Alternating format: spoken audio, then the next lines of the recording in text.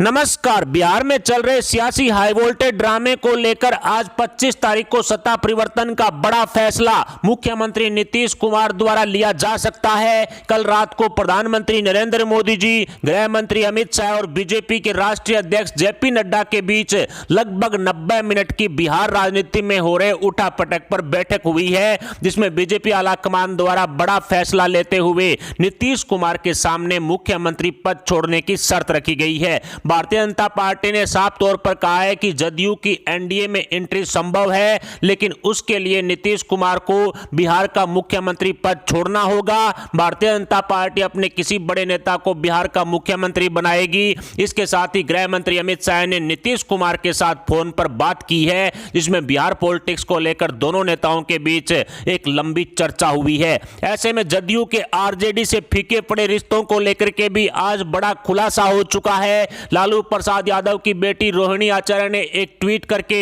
मुख्यमंत्री नीतीश कुमार पर निशाना साधा, जिसमें उन्होंने एक बार फिर से नीतीश कुमार को पलटी मार छवि वाला नेता बताने की कोशिश की है। लालू यादव की बेटी द्वारा किए गए इस ट्वीट के बाद बिहार की महागठबंधन राजनीति में हड़कंप मच गया और तुरंत प्रभाव से नीतीश कुमार ने अपने अधिकारियों से इस पोस्ट को लेकर के रिपोर्ट मांगी। दूसरी तरफ बताया जा रहा है कि 2-3 मुद्दे ऐसे हैं जिन पर अभी तक बीजेपी और नीतीश कुमार के बीच सहमति नहीं हुई है। बीजेपी ने नीतीश कुमार के सामने मुख्यमंत्री पद छोड़ने की शर्त रखी है और नीतीश कुमार ने चिराग पासवान, जीतन राम मांझी को एनडीए से बाहर का रास्ता दिखाने की शर्त रखी है। ऐसे में दोनों पार्टियों के नेताओं के बीच आपसी समझाइश को लेकर लगातार बैठकों का दौर चल रहा है। नीतीश कुमार अब भारतीय जनता पार्टी की हां या ना के फैसले बाद बिहार में सत्ता परिवर्तन का निर्णय ले सकते हैं। हालांकि बताया जा रहा है कि बीजेपी द्वारा रखी गई सीएम पद छोड़ने वाली शर्त को नीतीश कुमार नहीं मानते हैं, तो फिर निश्चित तौर पर जेडीयू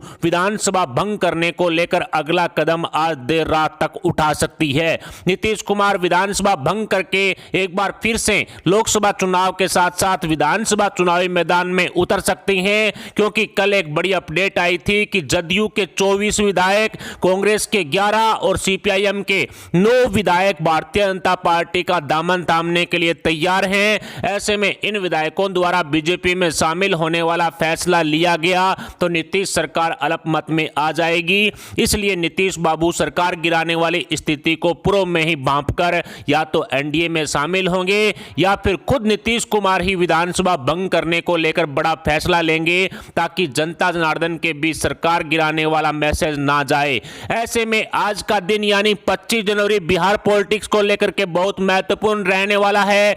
बीजेपी के वेटिंग रूम में बिहार के मुख्यमंत्री नीतीश कुमार इंतजार कर रहे हैं कि कब बीजेपी आलाकमान एनडीए में शामिल होने के लिए हरी झंडी दिखाएंगे। आज नीतीश कुमार या तो बीजेपी की शर्त मानकर एनडीए में शामिल होंगे या विधानसभा भंग करने वाला फैसला लेंगे, क्योंकि महागठबंधन में बीजेपी की सेंधमारी के बाद 44 विधायक नीतीश सरकार से समर्थन वापस ले सकते हैं। तो ऐसे में आरजेडी, जेडीयू, कांग्रेस महागठबंधन वाली नीतीश सरकार गिरना तय माना जा रहा है। इसलिए इस सेंधमारी को रोकने और एनडीए के साथ मिलकर लोकसभा चुनाव 2024 में जाने के लिए नीतीश बाबू आरजेडी, कांग्रेस से रिश्ते तोड़कर भाजपा समर्थन वाली नई सरकार का बिहार में जो कह सकते हैं कि गठन कर सकते हैं। बिहार में सियासी गर्मी के बाद नया खेला शुरू हो चुका है, जिसमें बीजेपी की 44 विधायकों में सेंधमारी और विधानसभा भंग करने के साथ साथ नीतीश बाबू के एनडीए में शामिल होने वाली चर्चाएं लगातार तेज है।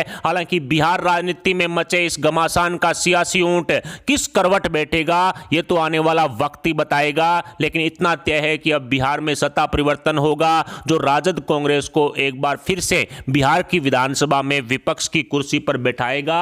जैसा कि हम आपको लगभग 4-5 दिन से लगातार अपडेट दे रहे हैं कि बिहार की राजनीति में कुछ भी ठीक नहीं चल रहा है। नीतीश बाबू ने अपने सभी विधायकों को 25 जनवरी तक पटना में रुकने का आदेश सुनाया था और आज 25 जनवरी है। सिर्फ जेडीयू ने ही नहीं बल्कि बीजेपी और जीतन राम मांझी ने भी अपने सभी विधायकों को 25 जनवरी तक पटना में रुकने के लिए आदेश सुनाया था, जिसको लेकर के बताया जा रहा है कि आज देर रात तक नीतीश बाबू अपना फैसला ले सकते हैं, जिसमें मुख्यमंत्री पद से हटने की शर्त बीजेपी की जो है वो अगर नीतीश बाबू मानते हैं तो एनडीए में शामिल होंगे, और अगर वो शर्त नहीं मानते हैं तो आज बिहार बिहार के मुख्यमंत्री नीतीश कुमार विधानसभा भंग करने की सिफारिश कर सकते हैं। जी हां दोस्तों, ये एक बहुत बड़ी अपडेट आज बिहार की राजनीति को लेकर के आ रही है। आरजेडी और कांग्रेस से नीतीश बाबू के संबंध है वो पूरी तरह से फीके पड़ चुके हैं। ऊपर से भारतीय जनता पार्टी ने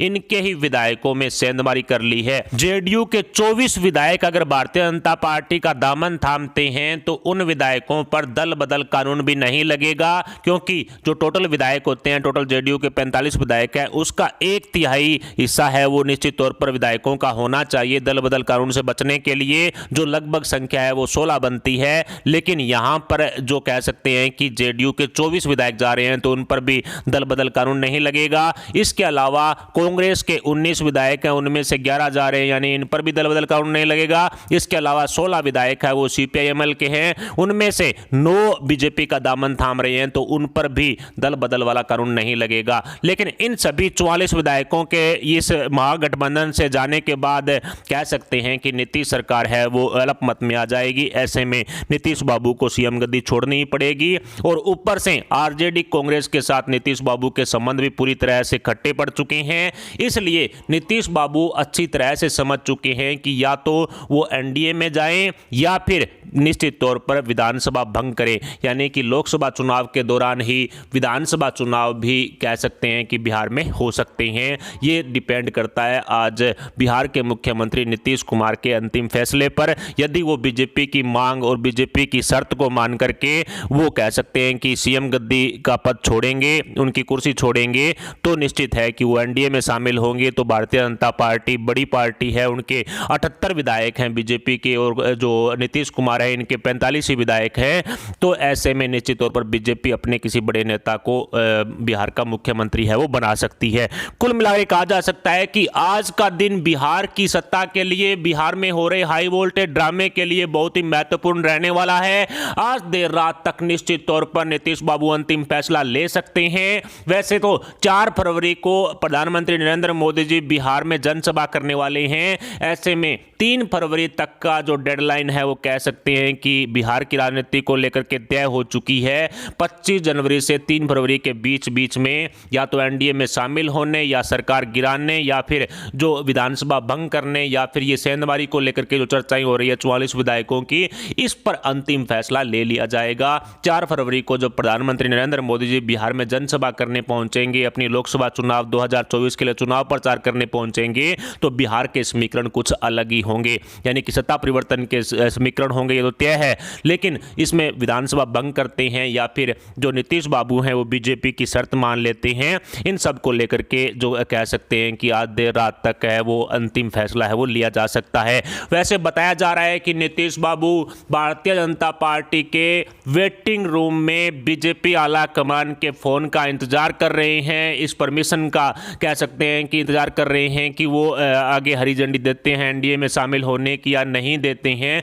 कुल मिलाकर के अब डिपेंड कर रहा है बीजेपी आला कमान पर, वो किस तरह से नीतीश बाबू को हैंडल करते हैं, किस तरह का जवाब देते हैं। और यदि नीतीश बाबू ने सीएम गद्दी छोड़ने की शर्त है वो नहीं मानी, तो फिर नीतीश बाबू खुद ही जो विधानसभा भंग करने की सिफारिश करेंगे। ऐसे में ना ही तो बीजेपी के पास बहुमत होगा, ना जेडीयू के पास होगा, ना आरजेडी के पास होगा, तो विधानसभा भंग होगी, जिसके बाद लोकसभा चुनाव के दौरान ही विधानसभा चुनाव भी बिहार में हो सकते हैं। और इससे एक अच्छा मैसेज भी जनता जनार्दन में जाएगा, क्योंकि सरकार तो वैसे भी गिरनी है। भारतीय जनता पार्टी 44 विधायकों को अपनी ओर खींच चुकी है, सेंधमारी कर चुकी है 44 विधायकों में, तो नीतीश सरकार का गिरना तो तय है। लेकिन बीजेपी सरकार को गिराए उससे पहले ही विधानसभा भंग करने का निर्णय है वो नीतीश बाबू द्वारा लिया जा सकता है। फिलहाल बिहार की राजनीति में हो रहे इस हाई वोल्टेज ड्रामे पर आपके क्या विचार हैं? क्या नीतीश बाबू सीएम गद्दी छोड़ेंगे, या फिर जो विधानसभा भंग करने को लेकर के फैसला लेंगे, या फिर भारतीय जनता पार्टी 44 विधायकों में सेंधमारी करके